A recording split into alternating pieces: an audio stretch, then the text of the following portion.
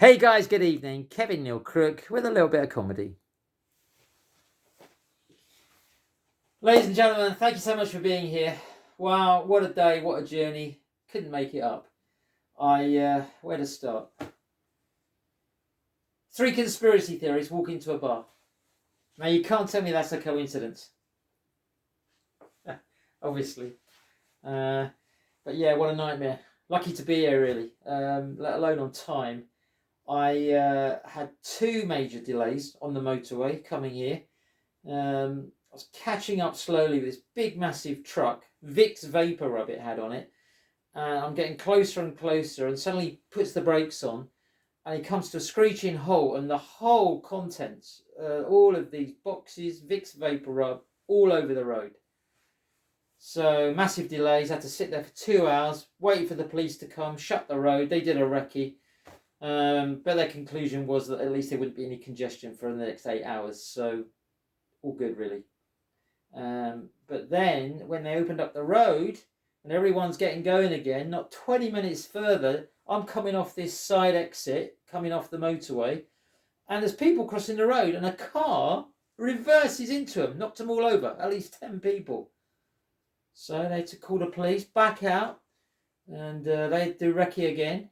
And their outcome was now that they're waiting for the driver to come forward. So let's hope they find him, because that's another big delay going on. So, yeah, what a day. My neighbour cheers me up, though, Brian. Brian's the happy neighbour. Malcolm's the miserable one on the other side. It's a miserable Malcolm. But Brian, he's a good guy. He's got loads of funny stories. He's quite hilarious. So I don't mind him coming round, and I'll listen to him. He's got a lot of wife problems, though. He's had a lot of wife. He's had 2 wives. Been married a couple of times. He's had real problems with both of them. The first one left him. The second one hasn't. But the current wife used to be the voice, believe it or not, of the speaking clock. Remember that? On the 3rd stroke, it will be 7 minutes past 2 p.m.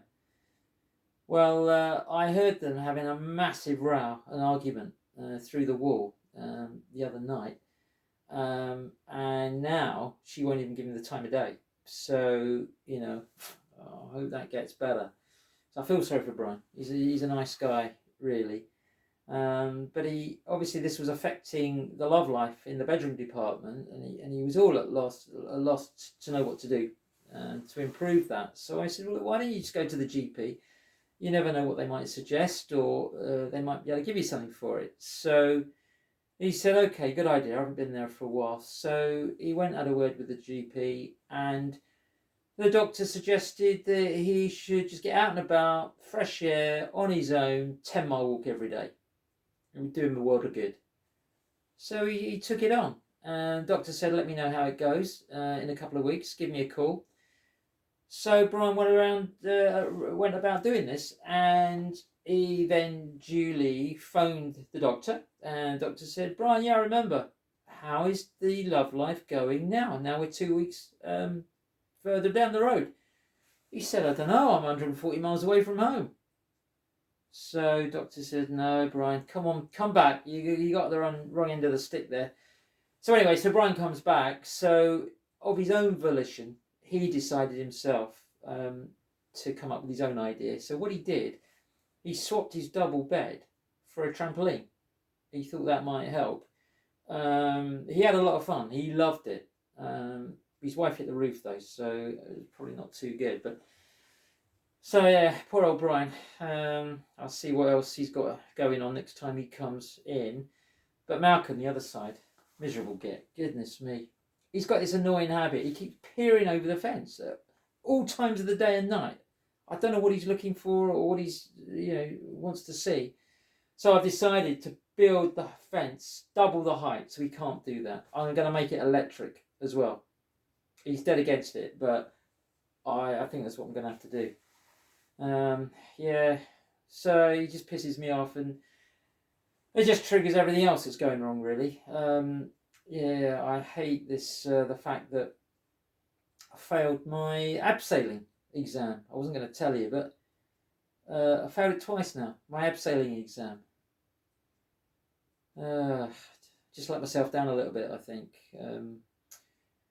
Yeah, so and these vegans that really annoy me. You know, I used to be just a bit of a minority group, and they just used to pop up now and again, but now they're everywhere. Protests, marches.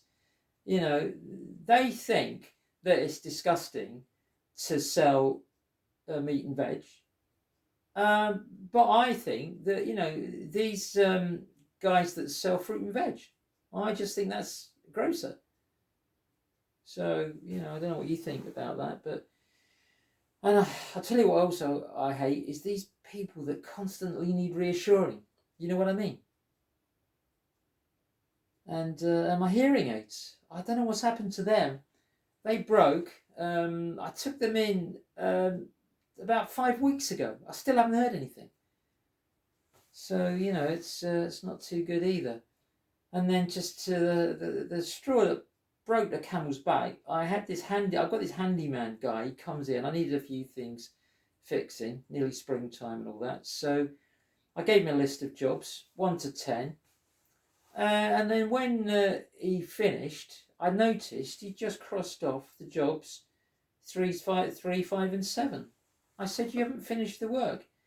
He said, "Well, you just asked me to come and do a few odd jobs." So, that was that. But one thing he did do, which wasn't on the list actually, which he did notice and he did fix, was the roof. I had a lot of problems with the ceiling, bit of leaking every time it rains. So he did look at that. I mean, it's not the greatest roof in the world, but it's certainly up there.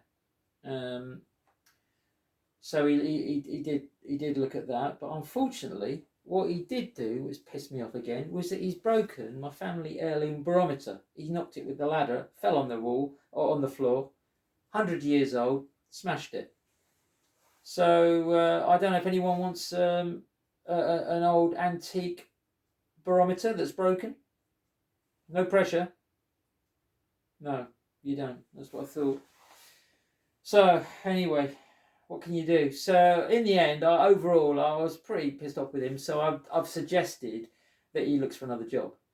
I've told him not to be an archaeologist though, because that would just end in ruins.